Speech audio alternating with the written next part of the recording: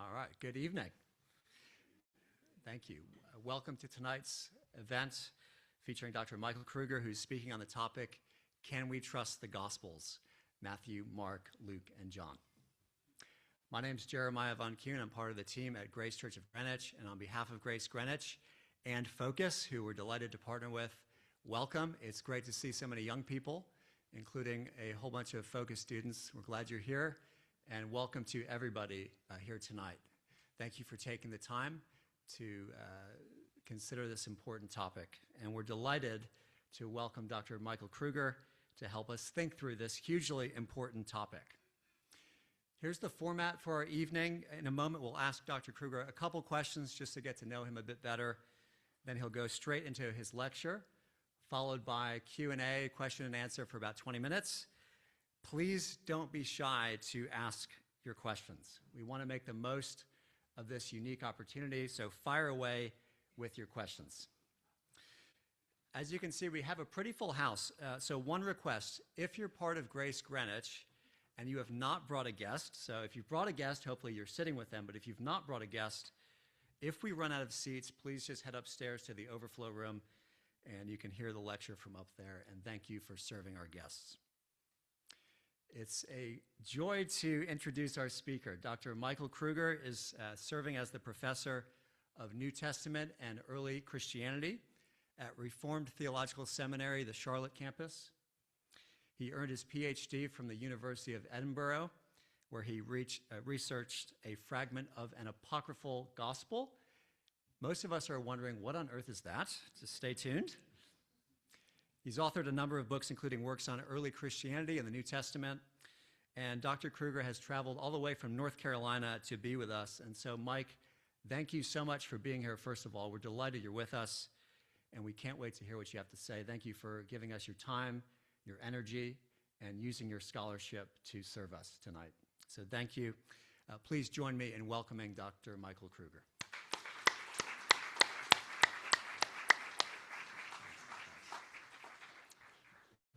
So, Mike, two questions. Can you tell us just a bit about your family?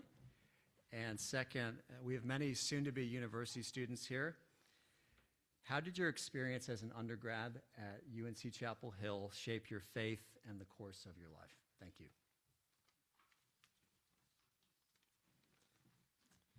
Well, good evening, everyone. Great to be with you. Thank you, Jeremiah, for that introduction, and glad you all could come out tonight for this special event. It's so fun to be here. I've spent the entire week in Manhattan doing a number of other things, ministry-related, and I was so excited to be able to sort of build on that trip, to be able to come up and share this time with you all, and then I'll be flying home tomorrow night after a 9-day tour here.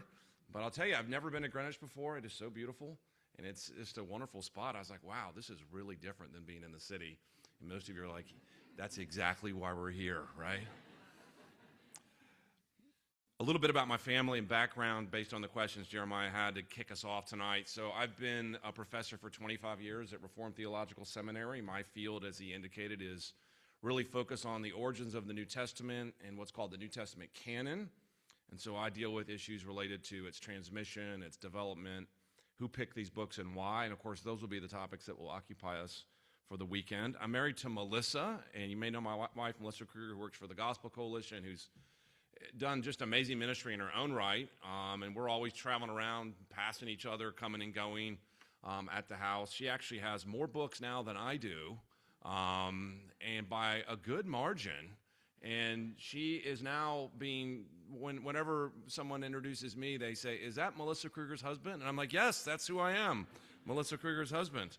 And so we have three wonderful kids, Emma, John, and Kate, who are now 25, 22, and 19, and we're so blessed. They're all love Christ and serving him in various places in their ministries and in their lives around the world and in North Carolina.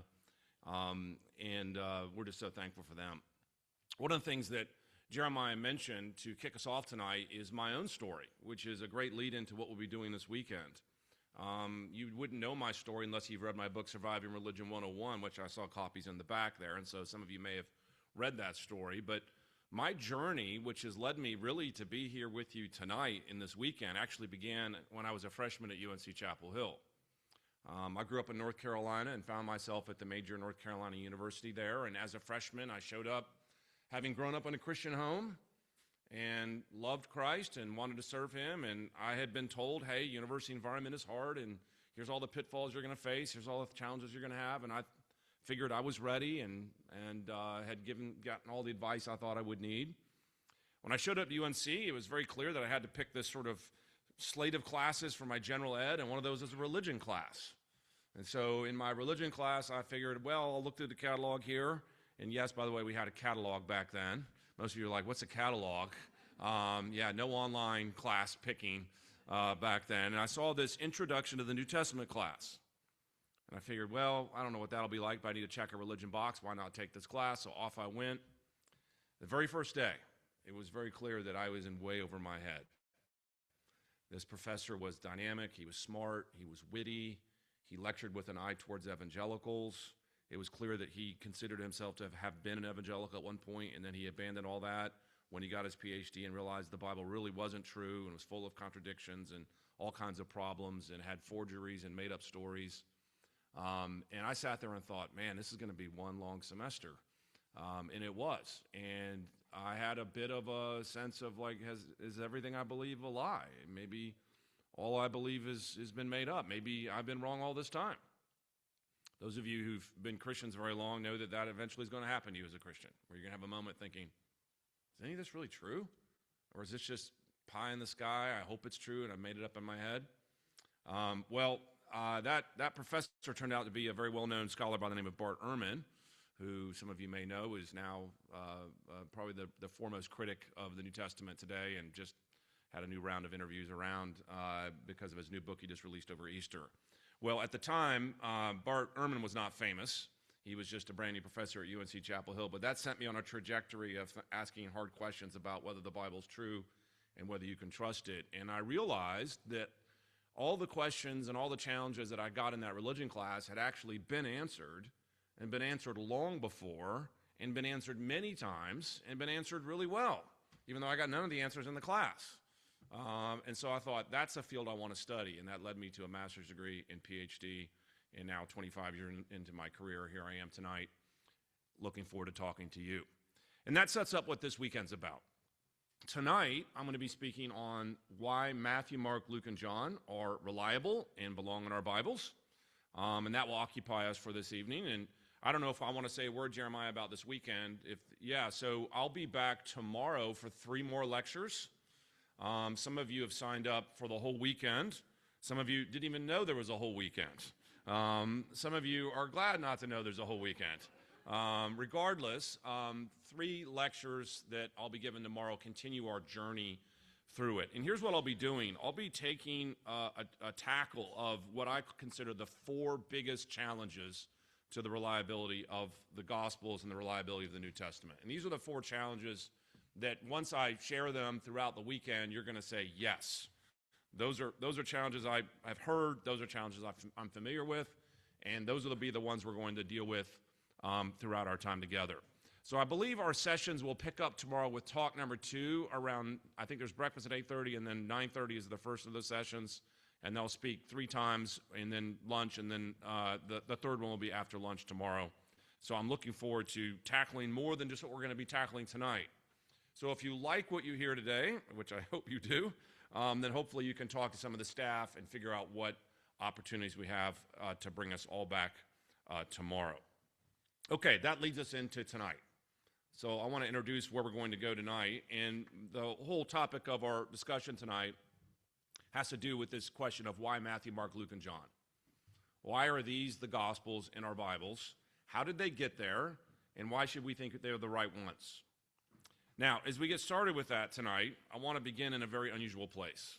And this will be a place you probably would not have expected me to start. I want to start by talking about Muhammad Ali. And you're thinking, what in the world? Here we're talking about the Gospels, Matthew, Mark, Luke, and John, and suddenly we're talking about the boxer, Muhammad Ali. What's the connection of the dots here? Well, it's actually not the boxer, Muhammad Ali. It's the shepherd, Muhammad Ali, I want to talk with you about. And the shepherd, Muhammad Ali, no doubt is someone you've never heard of. But in 1945, in a little town called Nag Hammadi, Egypt, Muhammad Ali made one of the greatest archaeological discoveries of the modern world and never really got credit for it. The story is well known. He was out one day digging in the field with his brother, and they were digging for a certain kind of soil that would make good fertilizer, and they were digging down rather deep. And as they did, their shovel hit something hard. And almost like something out of a movie, they uncovered an earthenware jar in the ground. And of course, if you're a poor shepherd in Nagamati, Egypt, you're thinking to yourself, wow, this may be a dream come true. Maybe inside this earthenware jar is gold or silver or jewels, and finally I can have the wealth I've always wanted. And so they began to think about cracking it open. But then they paused. They paused because they began to wonder if there might be an evil genie inside that would curse them. So they had this long discussion about evil genies and whether they were going to get cursed. And they figured it's better to have risk the evil genie and open up the jar, so they cracked open the jar, and when they cracked it open, they were profoundly disappointed. Because what they found inside was not gold or silver or jewels, but just books. Actually, they found 13 books, leather-bound codices, inside of which, if they could have read these books, which they could not in the language they were in, would have realized there was actually 52 tractates or individual stories. And these were all actually about Jesus. In fact, what Muhammad Ali had discovered and not only realized, it was a whole collection of stories about Jesus that up to that point the world had never really seen. Stories about Jesus that seem like they're like our stories in Matthew, Mark, Luke, and John, but sound very different. In fact, it's a Jesus that's not so much talking about his own divinity, but the Jesus inside these books really talks about how you can have divinity and you can be a God.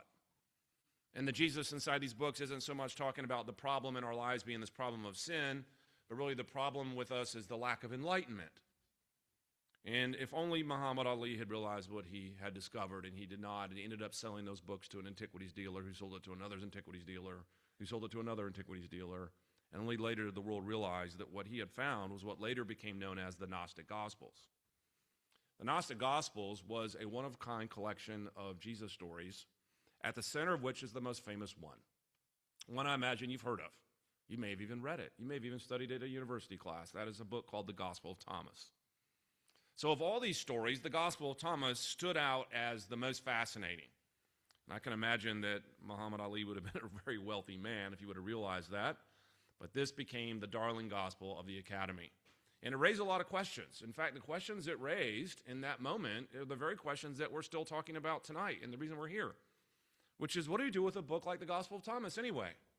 Why not that book? What makes that book different than the books we have in our Gospels? And for that matter, why are Matthew, Mark, Luke, and John in our Bibles? And who chose them anyway? And why should we think their choice really matters? And are these Gospels really better than any others? Those are the questions that scholars ask, but I also know those are the questions that just everybody asks. I'd imagine the reason you're here tonight is because you probably have that exact question on your mind. Why these Gospels and no others? And that's exactly the goal tonight, to answer that question. So here's what we're going to do. We're going to actually take some time where I'm going to give you my case for Matthew, Mark, Luke, and John. I'm going to give you my arguments for why these books belong in our Bible and not books like the Gospel of Thomas. Now, to do that, though, we have to first set the stage. It's not appropriate for us just to dive straight into those reasons, although we'll get to them momentarily.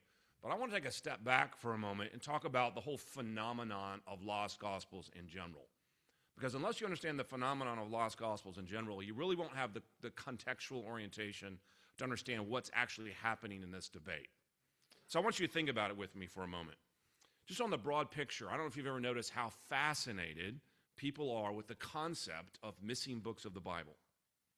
I've written about this in many places. In fact, if you were to sample the titles of scholarly books over the last decade, I can't count how many have the term lost gospels, lost scriptures, lost Christianities, other gospels, other scriptures, things that you didn't know about, hidden books, hidden Bibles, books kicked out of the Bible, and on it goes. And our culture is just deeply fascinated with these other gospels that didn't make it into our Bibles. And you can see this in the publishing world. If you want to sell a book in the publishing world, write a book on how lost gospels should really be in our Bibles. You'll probably sell a lot of copies.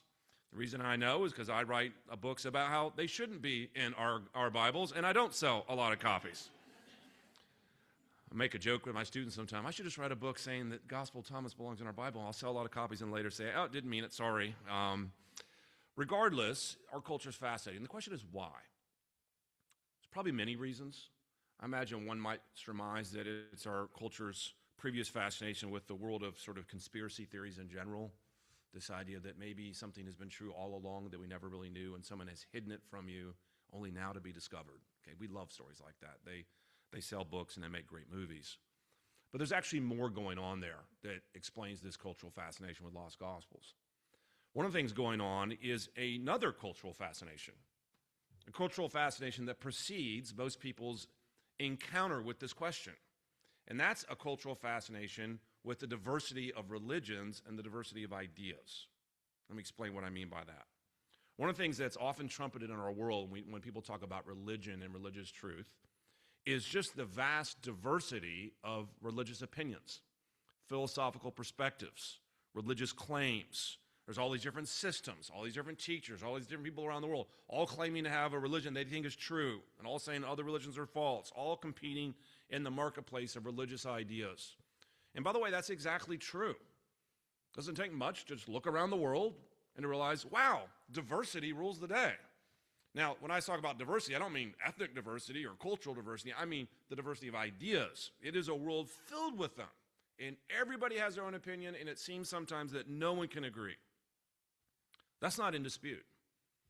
But I don't know if you've noticed something in our cultural conversations, is that that fact, which is indisputable, is often followed by a second claim that is never explained.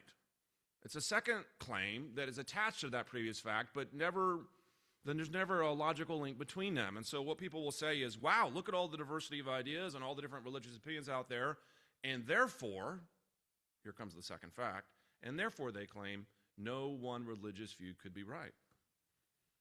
I don't know if you've ever thought about it, but that second claim does not follow from the first claim. The mere existence of different views does not necessitate that no one view could be right. It does not logically follow one from the other, but it's slipped into most of the cultural conversations in ways that you don't even realize. So what you realize is that we're programmed to think that if you have different views on something, they're all equal. They're all the same. They're either all equally wrong or all equally right, whatever that might mean, and there's no one view that you should privilege or think could possibly be true over the others. And that whole cultural context doesn't just affect the way you think about religion in general, but is affecting the way you think about the Gospels in particular. If there's a variety of Gospels, then maybe there's no one Gospel that's any better than any other. If you've been paying attention to the academic conversations over the last number of years, you realize that this is what's being taught in major universities around the world now. And it's all because of an earlier individual in the 20th century that you've probably never heard of. And here I introduce you to a scholar that probably has never made the front page of any newspaper in America or has ever really crossed the line in any sort of YouTube video, but has quietly, secretly influenced our conversation about Gospels for probably more than a century or almost a century. And that person's name is Walter Bauer.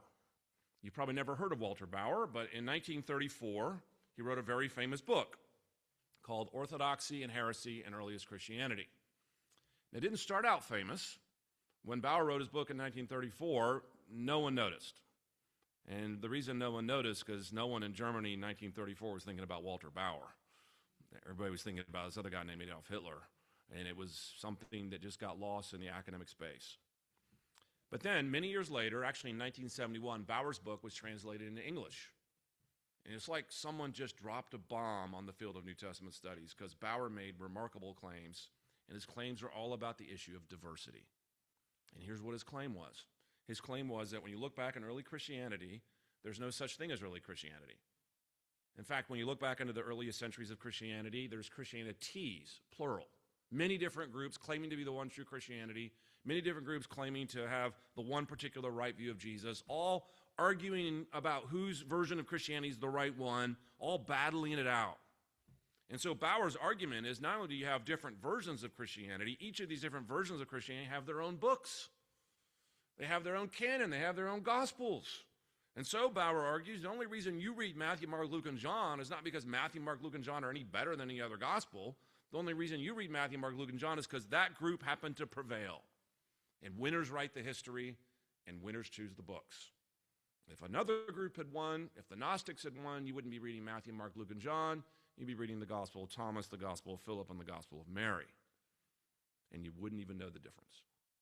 Now, if you're a university student or maybe getting ready to go into a university context, I can promise you that is the speech you're going to hear.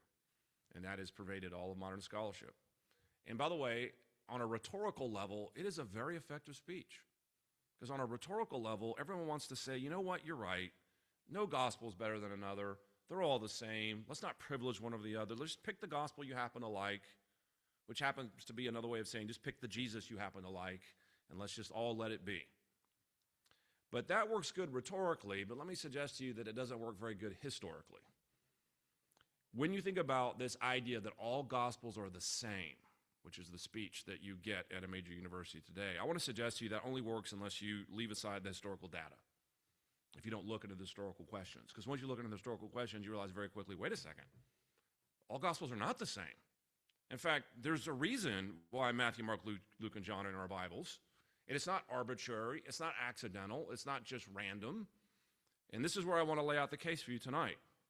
With that context in mind, this backdrop of diversity and cultural conversations, the influence of Walter Bauer, the upshot of which is that all gospels are the same, I want to suggest to you that all gospels are not the same. And so how am I going to do that? Very simply tonight, I'm going to give you 4 reasons why Matthew, Mark, Luke, and John are different from every other gospel out there. That's very simple. 4 reasons why Matthew, Mark, Luke, and John, in a sense, belong in our New Testaments as opposed to every other possible gospel out there, which we often call apocryphal gospels, by the way. I'll come back to that phrase in a moment.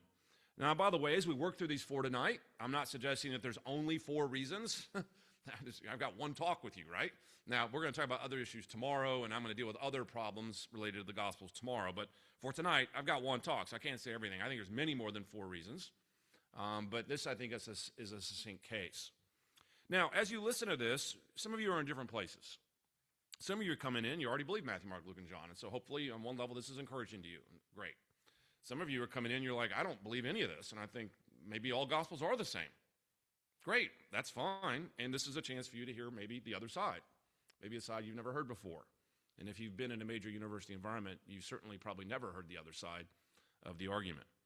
By the way, that was my experience, as I mentioned earlier, with Bart Ehrman, is that I heard his side, but I never heard any other side as a student. But what I realized very quickly is that there was another side, and it was massively attested to over a long period of time by many scholars. And so this is perhaps your chance to hear that other side.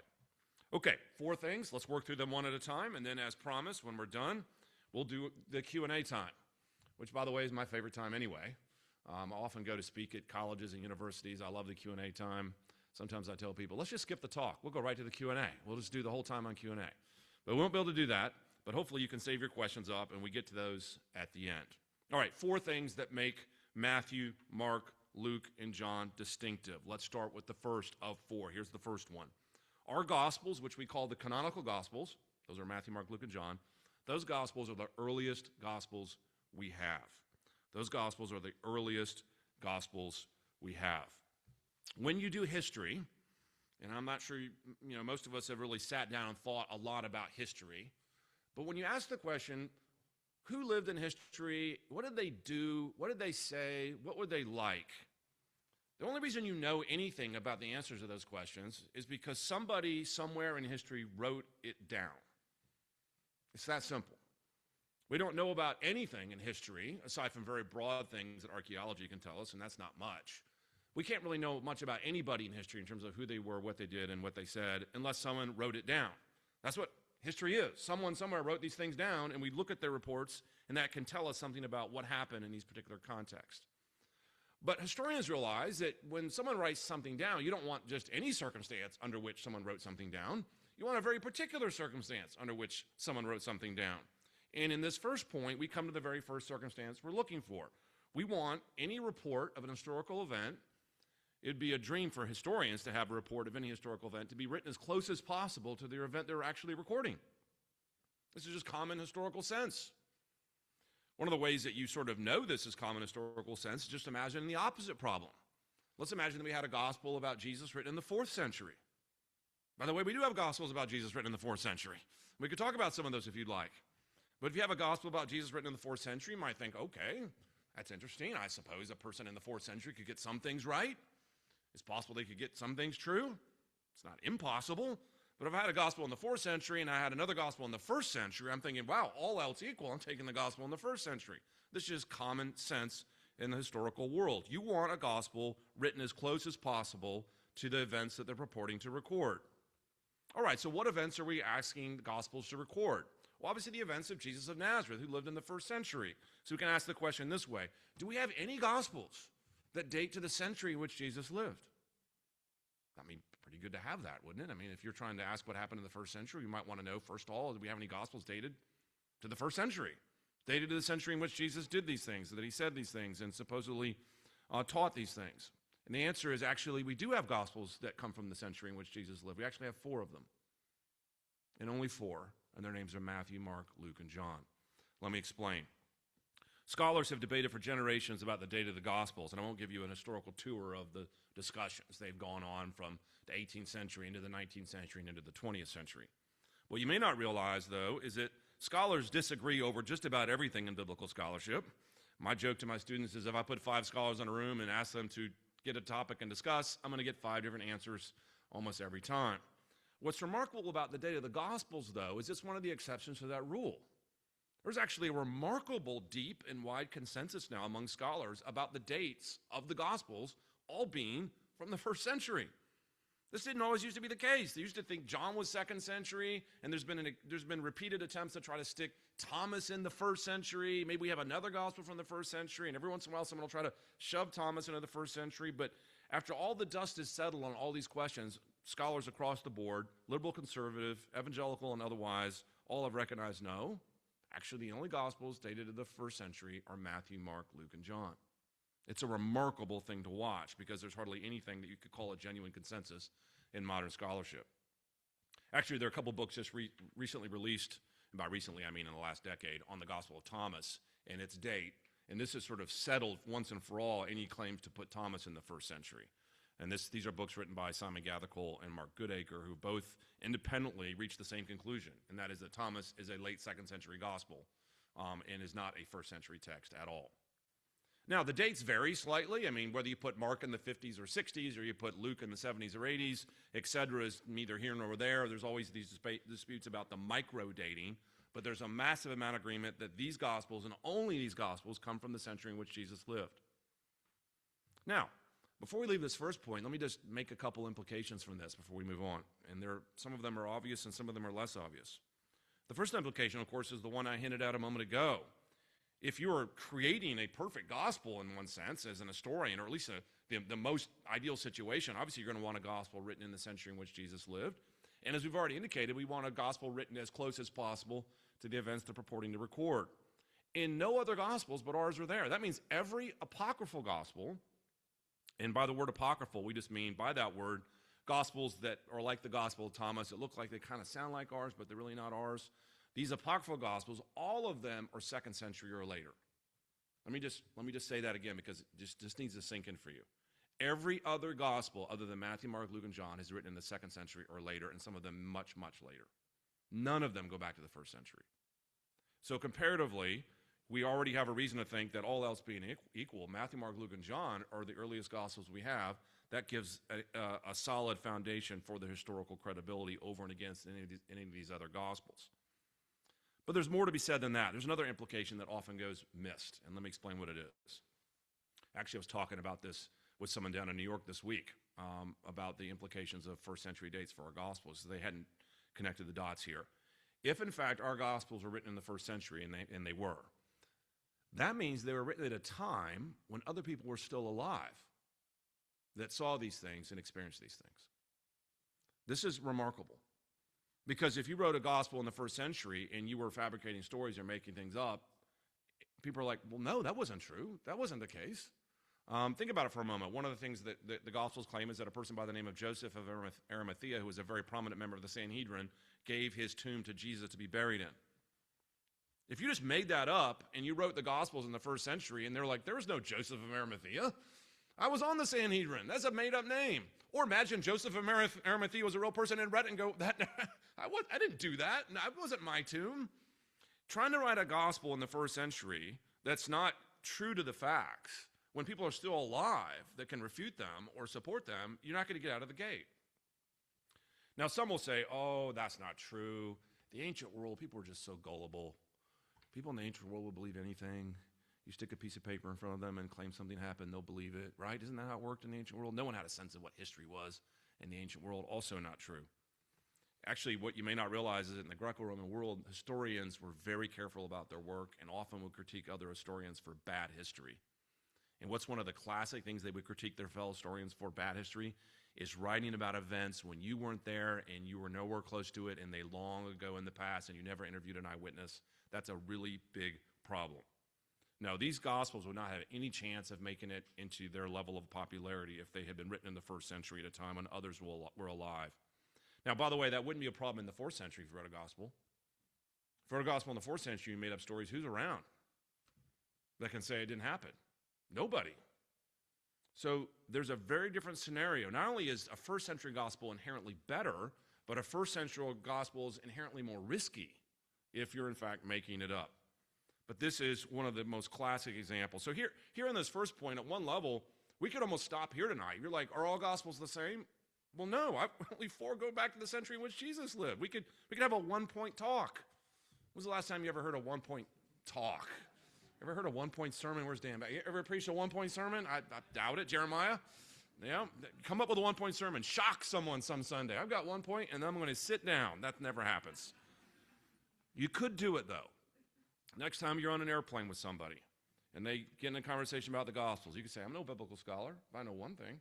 Our Gospels are the earliest Gospels you have. That's got to count for something.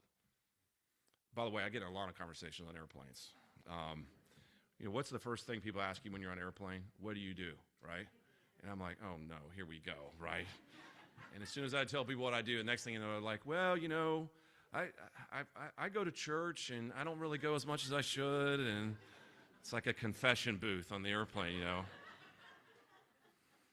But next time someone asks you on the airplane, you have at least one answer. Okay, but there's more to go. Let's look at the second reason tonight. Second thing that set our Gospels apart for why Matthew, Mark, Luke, and John belong in our Bibles as opposed to things like the Gospel of Thomas. Here's the second thing that sets them apart. They're the only Gospels that have a credible connection to the apostles. They're the only Gospels that have a credible connection to the apostles. Okay, let me explain what I mean and why this point matters. When you talk about a biography of somebody, we realize that anyone can write a biography, right? And that happens in the world. If you have someone famous in the world, Princess Diana, anybody can write a biography about Princess Diana, and many have been written. And so we're not suggesting that no one could write stories of Jesus out there unless they had some special task for it. That happened, and it happens in the modern day. But whenever you go into a bookstore to buy a biography, sometimes you really care who the author is, and you ought to, right? Because you want to know, is this person who's writing have any standing? Do they have any access? Do they have any reason to think they would know what they're talking about in regard to the person they're a biographer for? So imagine you wanted to buy a biography, for example, on Nelson Mandela. You went into your Barnes & Noble and you're looking for a biography on Nelson Mandela. Imagine you see a couple on the shelf. There's a biography on Nelson Mandela by sort of some anonymous person you've never heard of, and then there's a biography about Nelson Mandela by his best friend. And you realize that the person is not just Nelson Mandela's best friend, but actually lived through all the events he's recording pretty much right by Mandela's side. And then you also see at the top of the biography a little phrase, and you've seen it, authorized biography. Right? What's an authorized biography? Like I said, anybody can write a biography, but an authorized biography is when the person that you're writing about gives you special access and special standing and special authority to speak for them. By the way, if you're looking for that for Nelson Mandela, there's one out there.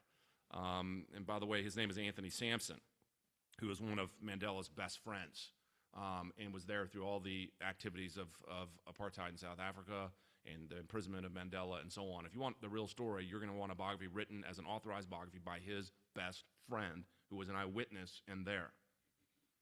That's true for any historical account, by the way. It's also true for the Gospels. So let's ask God about the Gospels. I mean, if the first question we tackled tonight was the when question, okay, but now secondly we're tackling the who question. Who's the ideal person to write a gospel? Who would we love to have a gospel by? Well, obviously we'd love to have a gospel by people who were there, who were eyewitnesses, who were boots on the ground. In a sense, we'd want a gospel by Jesus' best friends. Or another way to say it, we want a gospel that could be functionally an authorized biography. Did Jesus ever appoint anyone to be his authorized biographers? And the answer is yes. We have a term for this in the Bible, actually a ton of historical evidence for this in the Bible, and they're called the apostles. Originally, they were called the 12, and we know their names. We know a lot about many of them. We know about their historical background. We know about their lives. We know about them being historical figures. And we know that Jesus commissioned them to tell his story precisely because they were there, and they could tell the story, and they are eyewitnesses of the things they're observing. Now, if that's the desire for having a gospel, let me ask this question. Which gospels out there have a reasonable claim to be written by an apostle, or at least have apostolic content in them? And the answer actually is 4. Matthew, Mark, Luke, and John. Let me explain. One of the things that I often talk to people about when they ask about the authorship of the Gospels is like, okay, fine, so the Gospels claim to be written by these people, but how do we know they're written by these people, right? How do I know that, say, John was written by John, the son of Zebedee, one of the 12, the one who laid his head on Jesus' chest at the Last Supper? How do I know the Gospel that's called the Gospel of John was written by that John? It's a fair question. We ask that about any Gospel that makes an authorial claim.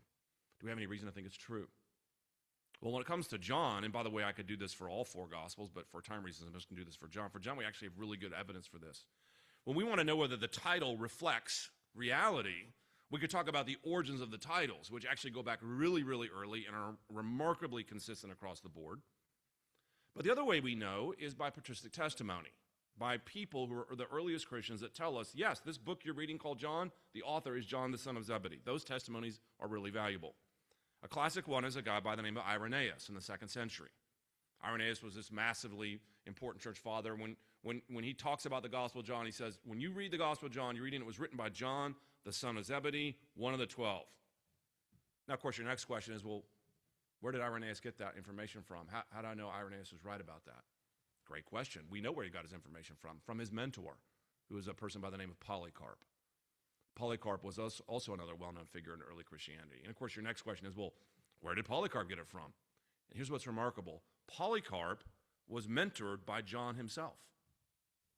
Just let this sink in for a moment. John, the son of Zebedee, a real figure, mentored Polycarp. He was discipled by one of the apostles, and Polycarp mentors Irenaeus. So when Irenaeus tells us that John is the author of John, he's only one person removed from John himself. In historical terms, that's amazing. That's incredible. That's the tightest sort of testimony we could ever want. Now, of course, someone could say, oh, but Irenaeus could still be wrong. Even with that tight connection, he could still be mistaken. He could still be lying. He could still be making it up. Yep, that's true. It's possible that Irenaeus could still be wrong. But that's not really the question we ask as historians. We don't actually ask what's possible. Lots of things are possible. What we want to ask is what's probable. Is it probable that Irenaeus just got that flat out wrong when he's one person removed from John himself? The same thing can be said of Matthew, Mark, and Luke. You may wonder, what about Mark? Mark's not an apostle. You're right. Mark himself was not an eyewitness, but all the historical evidence we have suggests that Mark's gospel is Peter's own remembrances. It's his own memories and his own account of Jesus. And by the way, the evidence for that is vast. It goes all the way back to Papias. It's in Justin Martyr. It's in Clement of Alexandria. It's in Tertullian. It's in Eusebius. And it goes on and on. What does that mean? That means our Gospels, Matthew, Mark, Luke, and John, all of them have a credible link to one of Jesus' closest followers. Now, you might wonder, what about the other Gospels? Do they have such a credible link? Answer is none of them do. Not even one. Why? Because all of them are 2nd century or later. None of them could have been written by one of the followers of Jesus because all the followers had died out long afterwards. So what you realize then is that there's no other gospel other than the 4 that has a credible link to the apostles except for Matthew, Mark, Luke, and John. Now, by the way, at this point, people ask me, well, if the Gospel of Thomas was not really written by Thomas, so why is it called the Gospel of Thomas? Well, think about it for a moment. If you're writing a gospel in the 2nd century and you wanted to gain a hearing for it, what are you going to call it? You're not going to call it Bob's Gospel, right? You're going to call it something with a catch to it. By the way, do you realize how many of these sort of late Gospels use apostolic names to gain traction on purpose? So notice that some of these late Gospels are named after famous figures. That's what you would do if you're trying to get a gospel by hearing. Gospel of Thomas, an apostle. Gospel of Peter. Gospel of Philip. Gospel of Mary. We even have an apocryphal gospel that claims to be written by all 12. It's called the Gospel of the 12. Like, I can trump all you guys. I got a gospel written by all 12 of them. Okay, you can see what's happened in these late centuries. Okay, only Matthew, Mark, Luke, and John have a credible link to the apostles. No apocryphal gospel does. So think about it for a moment. They're the earliest we have, and they have credible links back to Jesus' early followers. And no other gospels do. Okay, here's a third thing that sets our gospels apart. And this is one of my favorites, actually, of many. And like I said, there's more than 4, but this is one of the interesting ones. Third, our gospels, the canonical gospels, lack the legendary embellishments of later gospels. Lack the legendary embellishments of later gospels. Let me explain what I mean. Most people who read Matthew, Mark, Luke, and John haven't recognized how they tell their story in a remarkably restrained and matter-of-fact way. Now, I know that you don't feel like it's restrained and matter-of-fact because you think any book that includes a miraculous claim is by definition not restrained and matter-of-fact. But the reason you don't recognize how restrained and matter-of-fact they are is because you don't necessarily understand, A, the cultural context in which they're written, or what apocryphal gospels sound like. I'll give you a couple examples of what I mean by restrained. I want you to think for a moment about the resurrection accounts. The resurrection accounts are arguably the crescendo of the whole story, right? Jesus, the hero of the story, dies, killed by the Romans. 3 days later, he rises from the dead. Have you ever noticed that in the Gospels, all 4 Gospels, that we never have an example anywhere of someone seeing Jesus rise from the dead? No one. No one actually sees him come out of the tomb. No one actually sees him rise from the dead. Rather, what happens is when the women show up, he's already gone. The stone is rolled back. It's empty. He's not there. They didn't see him rise from the dead. He was just absent when they got there. Never anywhere in all the Gospels does anyone actually see it happen. Wouldn't you, if you were creating the story and this is your big moment, wouldn't you have placed an eyewitness right there? To have this happen, that you would see Jesus walk out and go, I saw it. This is my proof. I got an eyewitness right there. But the Gospels don't do that. They don't put an eyewitness there. All the temptations to do it, they just simply tell the story. The women show up. Jesus is already gone. Almost like that's what happened. If you want a gospel, though, that gives you a videotape of Jesus coming out of the tomb, there's one for you. And it's called the Gospel of Peter. The Gospel of Peter actually fills in this gap by the canonical Gospels. And it fills in this gap in such a way that is clearly embellishing what the Gospel authors did not tell you. And basically the Gospel of Peter creates an environment where they're basically giving you a videotape of Jesus coming out of the tomb. And there's eyewitnesses there. And by the way, there's not just some there. They're all there. The Jews are there. The Roman officials are there. The guards are there. The 12 are there. They're all like, looking at their watch going, anytime now, Jesus, you're going to come out of this tomb. They're all waiting for him to come out of his tomb. It's just an idealistic scenario. And then when Jesus comes out of his tomb in the Gospel of Peter, he's not the Jesus you remember. When he comes out of the tomb, he's giant Jesus. His head goes all the way up, passing the clouds Jesus. I tell my students he's Godzilla Jesus coming out of the tomb. And then he's flanked by giant angels on each side. But then it gets even more strange. You've got giant Jesus coming out of the tomb, and then following him out of the tomb is the cross itself. Okay, there's so many questions there. First of all, when the Romans kill people, they don't normally send you home with your cross, right, to put in the tomb. And then how is the cross following you out of the tomb? Is it walking? Is it floating? We don't know. But then it gets even more strange because you have this floating cross or whatever it is following the giant Jesus. Then the cross starts to talk. And you're like, oh, wow. All Gospels are the same? All Gospels are not the same. Here's another moment of restraint in the canonical Gospels. You ever wonder what Jesus was like as a little kid? Right? That's an interesting question. You notice that in the Gospel stories, we have Jesus' birth. He's a baby. And almost all the time, you have Jesus' grown-up life starting around 30 or what have you. And we have hardly anything of him as a child. In fact, in all 4 Gospels, we have a grand total of one singular story of Jesus as a kid. And that's in Luke when he's in the temple. And a rather tame one at that. What you may not realize is in the ancient Greco-Roman world, it was very common for people to take their heroes and create childhood stories of their heroes and make their childhood stories just little anticipations about how amazing that hero would be. And they are famously legendary and famously developed because you always wonder, what was Caesar like when Caesar was a kid?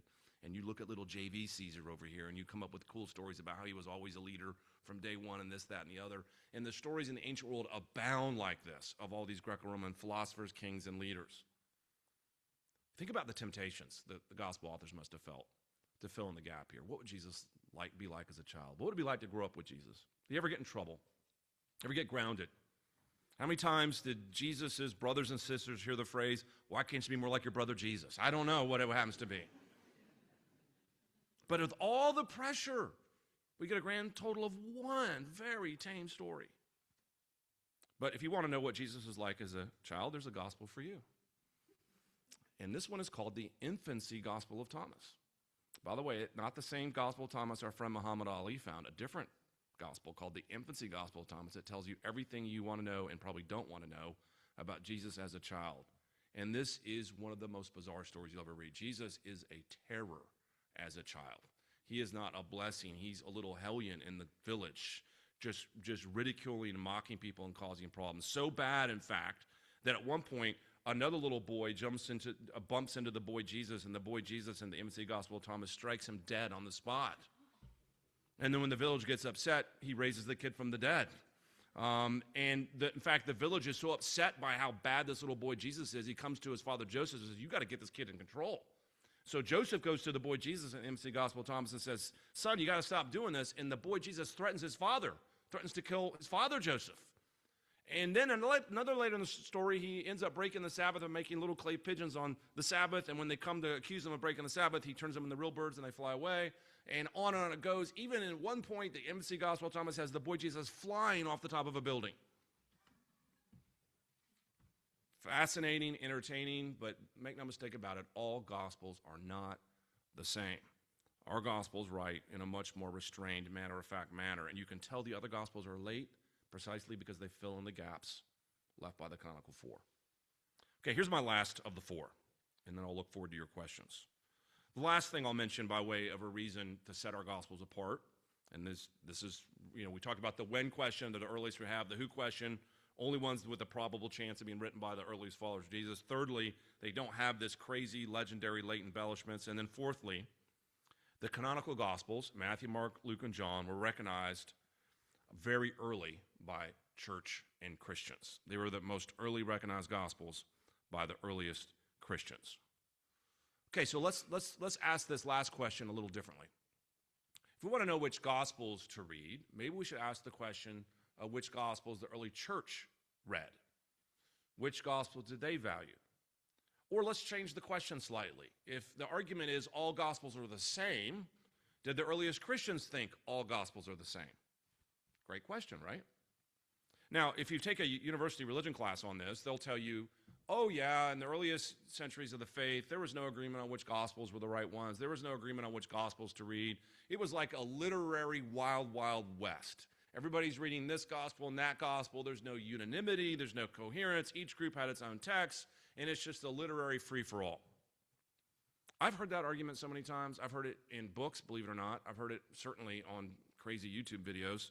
I've heard it all over the place, and here's the thing, it's just patently not true. Every piece of evidence we have from the early church about which Gospels the earliest Christians are reading, it inevitably goes back to Matthew, Mark, Luke, and John. I'll give you an example. Let's ask our friend Irenaeus, which Gospels should we be reading? He says 4. In fact, only 4. In fact, there's so certainly 4. They're like the 4 directions of the world, like the 4 covenants in the Bible, and like the 4 creatures around the throne. He's like, there's 4s everywhere flying around in Irenaeus. He's so certain it's 4. Our earliest canonical list, known as the Muratorian Fragment. How many Gospels does it recognize? 4, and only 4, Matthew, Mark, Luke, and John. Clement of Alexandria, also in the 2nd century. How many Gospels? 4, only 4. Tertullian, how many Gospels? 4, only 4. On and on it goes. When we look back to the earliest centuries, there's this built-in sense that these were the 4 that were there almost from the start. I'm convinced that if you were to walk around the 2nd century with a microphone in your hand and just interview some random Christian, and you were to stick the microphone in their face and go, hey, why'd you guys choose Matthew, Mark, Luke, and John?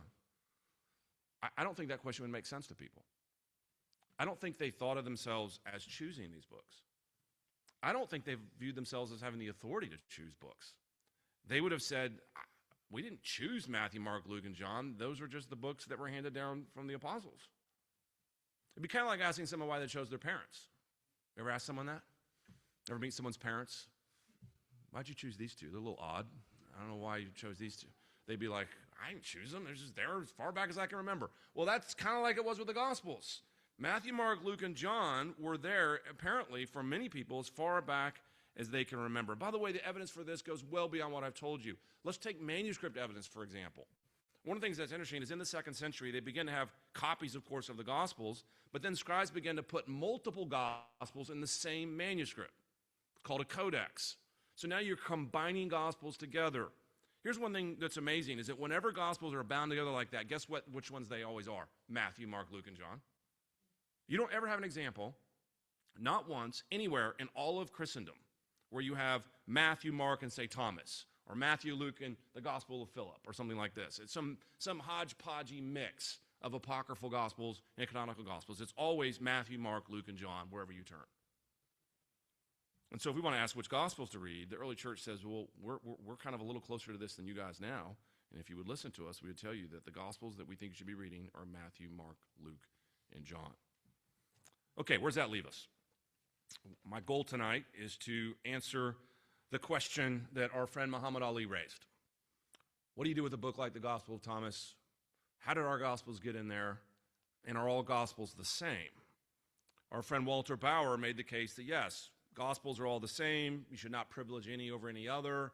The only reason you read Matthew, Mark, Luke, and John is because that's just the random accident of history. Wow, that random accident of history really gave us remarkable Gospels then, because these 4 Gospels actually stand out above all others. They're the ones that are the earliest. They're the ones that go back to the apostles. They're the ones that don't show these later embellishments, and these are the ones that earliest Christians seem to uniformly rally around from the start. If you want to know which Gospels to read, whether all Gospels are the same, I would submit to you they're not. It seems like we should just follow the steps of the early church and recognize that if you want to know who Jesus is like, if you want to know whether his claims can be validated, there's only one place to turn, and it's where Christians have always turned, to Matthew, Mark, Luke, and John. Thank you very much.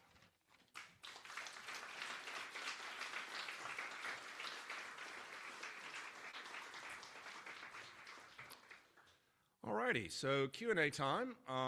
This is just a wide open opportunity for you to just raise your hand. I'll try to call on you, and we'll have some fun conversation about either what I've lectured on or other related topics. Of course, you can ask me anything, but I have a better chance of actually answering it if it's about something related to the Gospels. Yeah, who's got a question? Yeah, please. Why would somebody in the 3rd, 4th century sit down and say, I'm going to write a gospel? Yes, great question. So one of the things I deal with my students all the time is what caused this rise of apocryphal literature? What was going on? And the answer is actually multifaceted. A number of these books were written by groups that were more on the theological margins, what we would call heretical groups, and they're trying to get a hearing for their views. So if you have a heretical view, how do you get a hearing for your view? Well, you say that that's a gospel that goes back to the very beginning, and Peter told us this, or Philip told us this. The Gospel of Peter, by the way, with the giant Jesus, you're never going to forget that, are you? Why does Jesus not have a normal body in the Gospel of Peter? This is almost certainly a group called Docetism or Docetus, which is this idea that Jesus wasn't really human at all. And so they think Peter was written to try to pump that up. So we have a lot of heretical groups writing these books. Believe it or not, we have a small number of these books written by Orthodox people. And they're Orthodox people that are sort of using a means they shouldn't use to sort of put truth forward, so they probably are wrongly thinking the ends justify the means. But every time an Orthodox person does it, if they ever get caught, they get in a lot of trouble. And we have an example of this. We have an apocryphal Acts of Paul, actually, where the author's sussed out and discovered and basically disciplined by his church for doing it. And when they say, why'd you do it? He's like, well, I did it to honor Paul. Now, is that a good answer? No, but you kind of sympathize with the guy. Here's a third reason why some of these things are written, no doubt for entertainment. And this is particularly true of the apocryphal Acts. By the way, did you know there's more than just apocryphal Gospels? There's also apocryphal Acts. They're crazy. You want to be entertained. You think these are fun stories. Go read the apocryphal Acts. And the apocryphal Acts, they baptize a lion. They have people still flying over the city like Simon Magus. There's crazy stuff. So, and these are often by scholars thought to be written in the form of Hellenistic biography, which is a form of entertainment. So we don't really know what people believed about them. Yeah, it's a mass combination of things. Great question. Yeah, right here.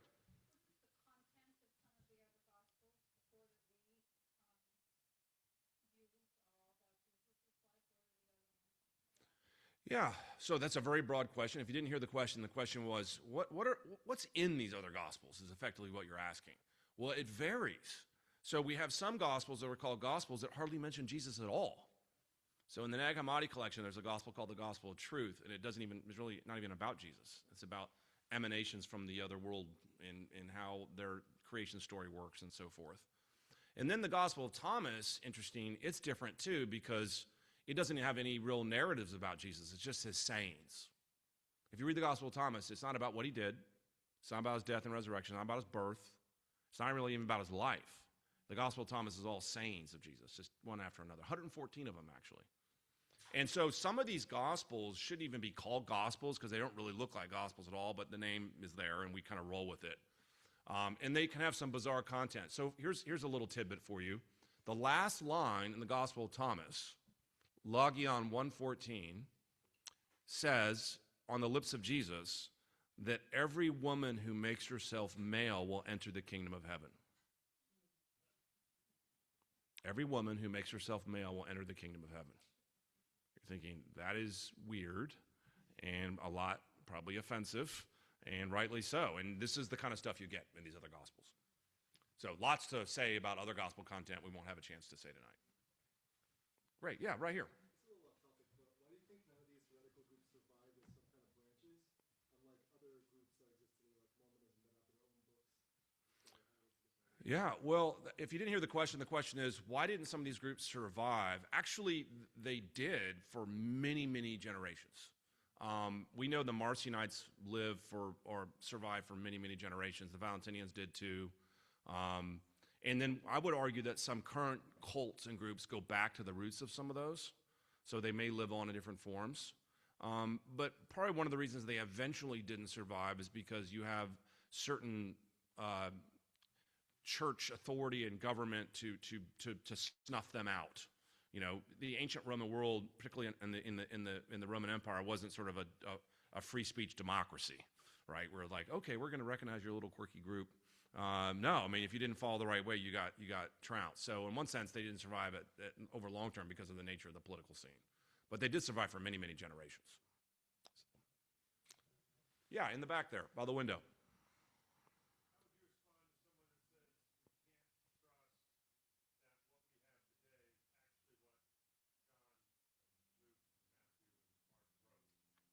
Oh, that's a great question. Great question. So you might think I planted this question. And the reason that you might think I planted this question is because it's actually the subject of my first talk in the morning. So if you didn't hear his question, here's his question. Okay, let's imagine for a moment that John really did write John. All right. I'm going to just give that to you, perhaps, the critic says. So John, in the first century, 80, 90 AD, whatever the date is, wrote John. Okay, great. But now we're in 2026. What year are we in? Is it 2026? And how do I know that the words that I look at in my Bibles are the words John wrote? Haven't they been changed? Haven't they been altered? Haven't they been corrupted in transmission for thousands of years and copy after copy after copy? That's a very, very valid question, and I'm going to spend an entire lecture on it first thing in the morning. So for those of you that want to hear that, come back. The 30-second answer, though, is we have remarkably good textual evidence for consistency of copying. I'll give you just one example here as a tidbit. Is that in one of my classes at RTS, Reformed Theological Seminary, I take my students through high-definition photographs of a manuscript called P66, Papyrus 66, which is written right around 200 AD. So right at the tail end of the 2nd century, maybe the beginning of the 3rd. Remarkably early manuscript. That takes us back to the 2nd century almost, and it's nearly a complete copy of John. And by the way, that's not the only manuscript we have from this time period. And not only is it nearly a complete copy of John, the entire prologue is visible, including the title page. You can see Euangelion Katawanin there, the Gospel according to John, and then you can see the entire prologue all intact. And I read that from these high-def photographs with my students, and their reaction every year is the same. They're like, this is exactly the same words as we have now. And I'm like, yeah, that's kind of the point. We're doing this, yep. And so that's a tidbit of exactly what you'll see tomorrow. Yes?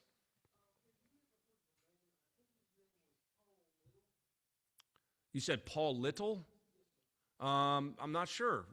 Did he write something in particular?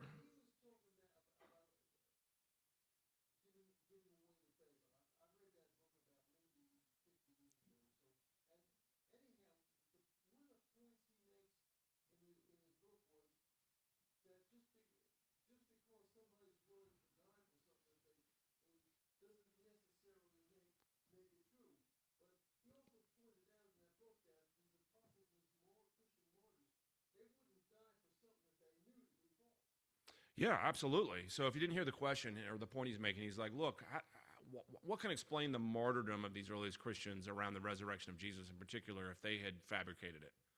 And the clarification there is really important. Nowhere would we argue that people don't die for a lie. People die for lies all the time, okay? But people don't die for things they know are lies, and they particularly don't die for lies they themselves made up. And so if you said, I'm going to steal the body and say Jesus rose from the dead, all the while knowing he didn't, and think that's a good decision for my life, that's going to lead to prosperity for me, and it's going to lead to wealth and power. No, I mean, in the ancient world, the disciples were not looking for a chance to steal the body and make up the story of Jesus, right? What were they doing when Jesus was killed? They were hiding out, fearing for their lives. They were in no posture to think, oh, I'm going to go out and start proclaiming something. But soon thereafter, they did go out and start proclaiming something, namely that Jesus rose from the dead. How do we explain that belief? That's a really interesting historical question. By the way, notice that's a different historical question than whether Jesus rose from the dead. That's an important historical question too. But the historical question I'm bringing up is, how did a despondent group of disciples in despair with a dead Messiah come to believe that he rose from the dead and be willing to put their lives on the line for it? How do I explain that? By the way, it's not a historical fact that they did all those things. The question is, how do I explain that historical fact? And that's a really important thing to wrestle with. And that goes back to this argument, is that I think that that's really hard to explain without an actual resurrection. Yes?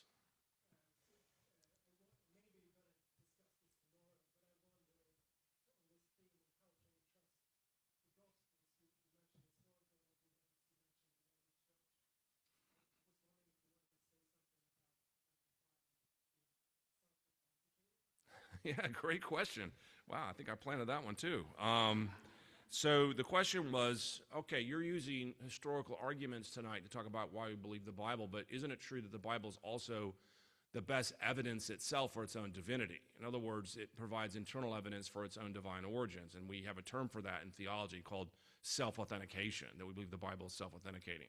I 100% agree with that theological model. In fact, I've written a whole book on it called Canon Revisited, where the entire book is all about developing what I call a self-authenticating model for understanding the origins of the canon. So when we talk about that, what we mean is that you don't need to look at historical arguments to justifiably believe that God's word is God's word. You can be justified in believing God's word is God's word from God's word itself. And so I'm only addressing the historical questions tonight because that's the issue before us, and those are important matters. But I'm not at all suggesting that that's the only way to know or the only way to be sure. I think you can be sure by the self-authenticating nature of the Bible and the power of the Holy Spirit. But of course, that's a different question, and someone can read my book, Canon Revisited, for more on that. So I thought I saw a hand over here. Yeah. You had mentioned that your wife has written more than you. Thank you for bringing that up again. Thanks, you know. And Yeah. as a woman, I'm Yeah. always looking at it from a female lens. Yeah, Jesus had lots of female followers. he did. Of course, in the first century, maybe they didn't know how to read and write, but they could have orally delivered the history according to what they saw. Absolutely. So why do we have no gospels written by women? Yeah. These are a number of these questions are great. So first of all, the idea of gospels written by women is not at all, the fact we have no gospels written by women is not surprising, okay? In the ancient Roman world, it was just the type of situation where the type of authors we have are almost all men, across the board in the Greco-Roman world. Now you might wonder, well, why not let Christianity make the exception to that? Why can't Christianity break the rules down on that? But Christianity did break the rules down on women in a lot of categories. And I actually written about this in my book, Christianity at the Crossroads, which I talk about who the earliest Christians were and what made them distinctive. And a couple things I point out there that I hope will be encouraging is that not only do we see a tremendous amount of involvement of women in the ministry of Jesus from the start, you mentioned this, and we see this in a number of places in the Gospels, particularly Luke chapter 8 and other places, but that continues on in the age of the apostles. If you look at Romans 16, where Paul gives his longest list of greetings, and I know you probably are thinking, well, I don't really know what's in Romans 16 because I always skip it whenever I get to the end of the letter, which I don't blame you for, right? But there's lots of names in there, okay? Nearly half are women. And Paul praises them up and down for their ministry. They're evangelists. They host churches at their home. They were a fellow worker with him. He uses that language. And he commends their faithfulness and their diligence, their ministry, and the way they blessed him. So we know women were really involved in the early Christian movement. In fact, in my book that I just mentioned a minute ago, Christianity at the Crossroads, I talk about how, from what we can tell by the data we have, is that in the earliest centuries, it was probably about 2/3 women, 1/3 men in churches. So women outnumbered men about 2-1 in the earliest church context that we can tell, which, by the way, is nearly the opposite of the ratio in the Roman world. Did you know that in the Roman world, men outnumbered women 2-1? And one of the reasons for that is female infanticide. But in the Christian world, women outnumbered men 2-1. And so there are so many positive trajectories. So I don't think there's a reason to get hung up on the fact that we don't have the Gospels written by women. I think that's just the way the literary world worked in ancient times. So many other positive evidence for the place of women in early Christianity. And here's the reality: they flocked to it in droves in such a way that they found it to be a warm and welcoming place. And so I think there's so much to take from that. And I direct you to my book for more on that. Great question. Yep, in the back.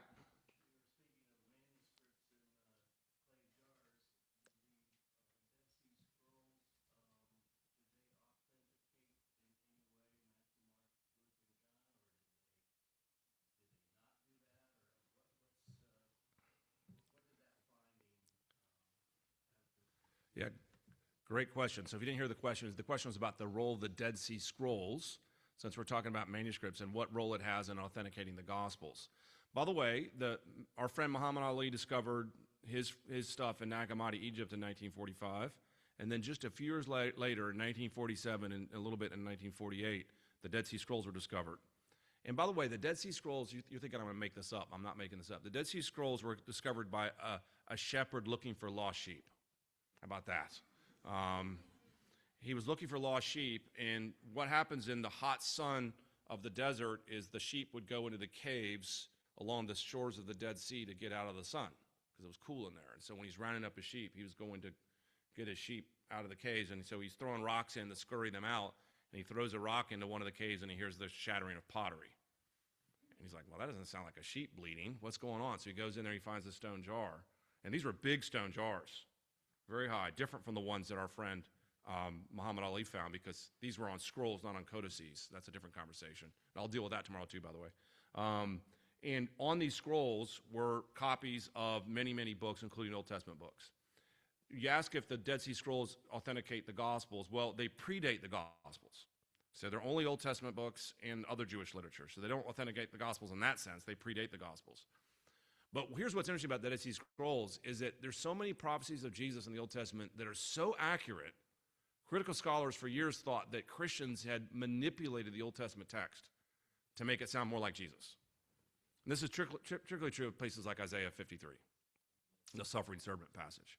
But then when they found the Dead Sea Scrolls, they found a copy of Isaiah that predates Christianity, so no one could have manipulated it. And guess what? Exact same text as what we have now.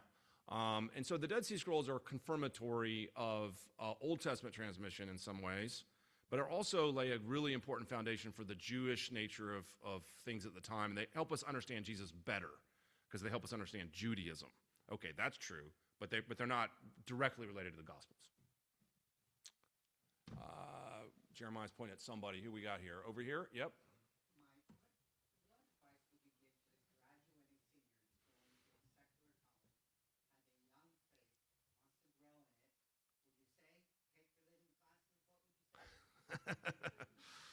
Say, buy my book, right? That's the most important thing. No, I'm kidding. Although they are back there, I trust they're for high school students or college students. Sorry? Oh, good. Apparently you guys can take the books, which is great. Can I have a copy? Should students take a religion class or not? That's such a very specific question that I think everyone's going to have to deal with individually.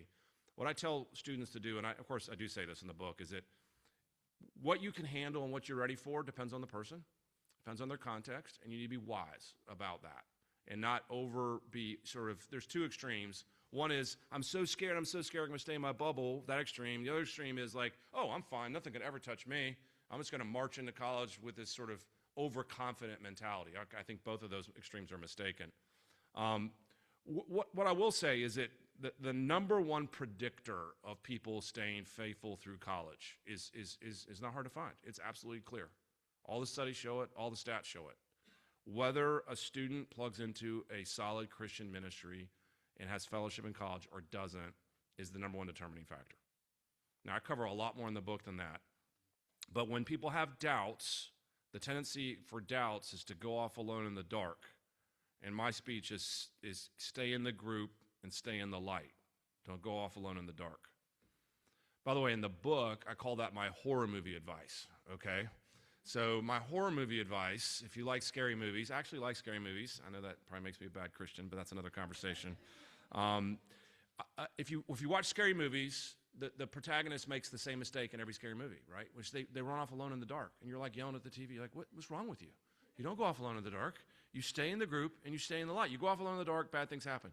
Same's true spiritually. Don't go off alone in the dark, stay in the group and stay in the light is the number one predictor for success, for faith in college. Yes? You mentioned the account written to closest in proximity time to the Exodus, most likely. All else equal, I said, yes. How do you think about that text being applied to like the Old Testament Yeah, I think we do apply it to those books. And we apply it to any historical account as best we can. So we're looking for the record that has the best chance of getting us as close as possible. For the Exodus events, we think the Pentateuch was written by Moses and actually you can't get anyone more in the throes of it in the Exodus event than Moses himself. And so that's an example of somebody who would have written those books with real eyewitness testimony. But that's not always possible. Obviously, Moses is also testifying to creation. So Moses wasn't there at creation. But obviously, if you're going to have the creation story, that has to be part of divine revelation. The only one there was God, right? So God has to obviously share that to his prophet, namely Moses. And that's the belief Christians have. And I know that there's people in the world who don't find that belief credible, that God would speak through human agents.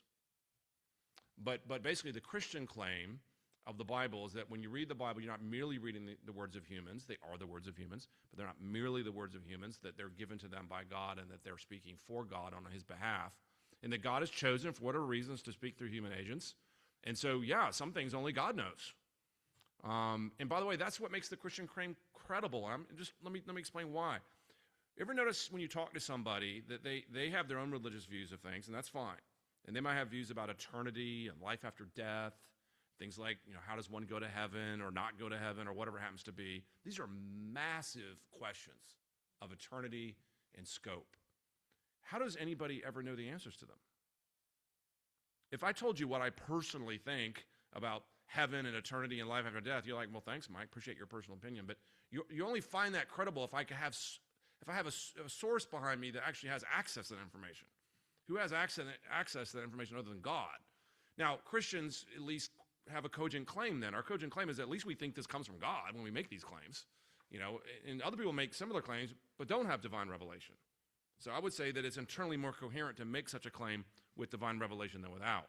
Now, someone could say, but I don't believe in your divine revelation. I don't think the Bible's true. That's missing the point. The point isn't whether a person believes the Bible's true, but what foundation would you need in principle if you're going to make such claims? And the answer is at least divine revelation is that in principle, and Christians at least claim to have it. Okay, yes, right here. Is there any chance that one of the valid gospels could have been destroyed over the years or been lost? Oh, that's an interesting question. So if you didn't hear it, the question is, could there be a valid gospel that was destroyed or lost? I'll say this. We do know that the apostles wrote more books than the ones we have. Okay? And the reason we know this is because Paul tells us he wrote other letters and we don't have them. Paul, we wouldn't think in Paul's ministry that he just wrote 13 letters and then he was like, sorry guys, that's all I got in me. No more. No, he wrote other letters. We know he wrote other letters. We don't have them for whatever set of providential reasons. I actually think there's some plausible explanations for why we don't have them, but that's another conversation. So do we have books that are apostolic books that existed at one point that we don't have? The answer is yes. Do we have any evidence that we have a gospel like that? And the answer is no. There's no evidence that there was a gospel like that. But we do have evidence that there were letters like that. Is it possible there was a gospel like that? Well, yeah, I suppose it's possible. We just maybe don't have any evidence for that in the historical record. That would be hard to imagine that was the case, but it's possible.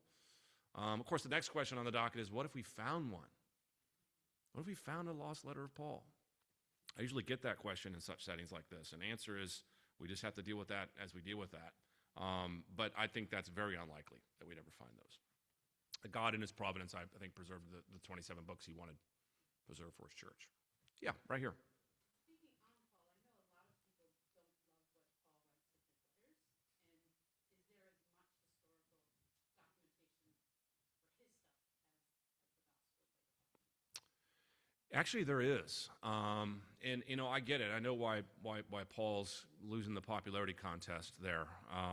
And when it comes to Jesus versus Paul, people are like, I like Jesus and don't like Paul. Paul, I can see Paul like, what did I do again? Sorry, did the best I could.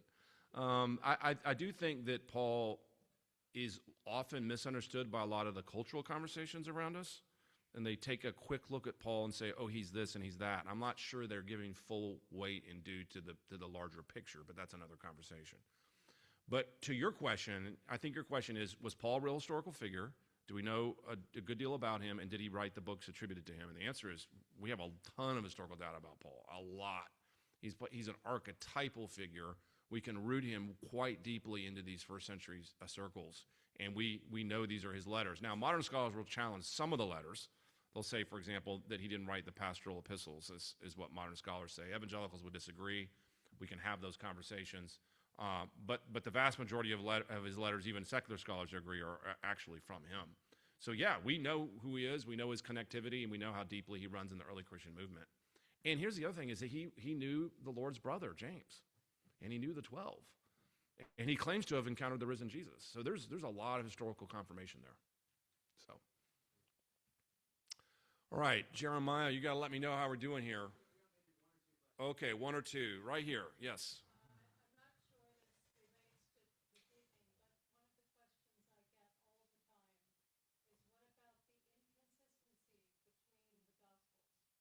Great question. Yes. Yeah. So there was a whole lecture I thought about giving this weekend on that, and I only have so much time with you. It's not one of them. I've written on this extensively. In fact, I'll point you to a very significant article I did for the Gospel Coalition Keller Center on how do we handle contradictions in the Gospels. That's, I think, the title, actually, that you can just Google and find and read the fuller version of my treatment of it. I get this question a lot where people think, I found a contradiction in the Gospels, and the Gospels contradict each other and you can't trust them.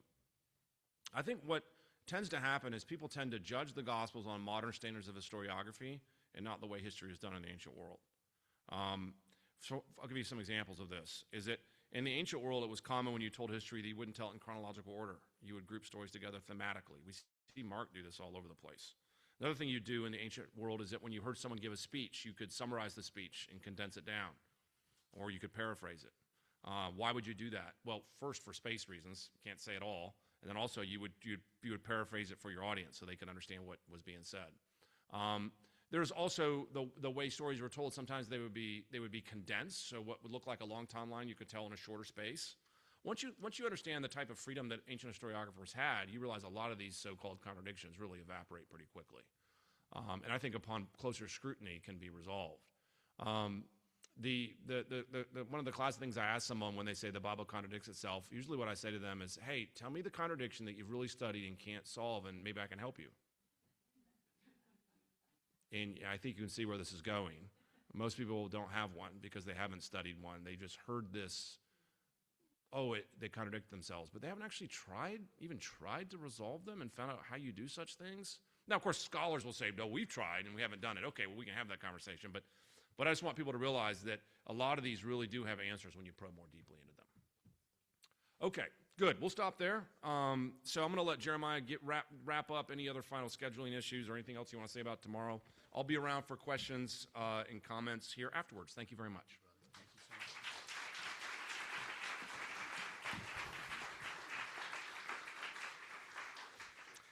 Mike, thank you so much. And again, thank you all for being here tonight. We've got Mark's, I think one of the applications of what to do after hearing this talk is to read one of the 4 Gospels. So we've got 2, John and Mark. They're in the back. Please help yourself to any of them.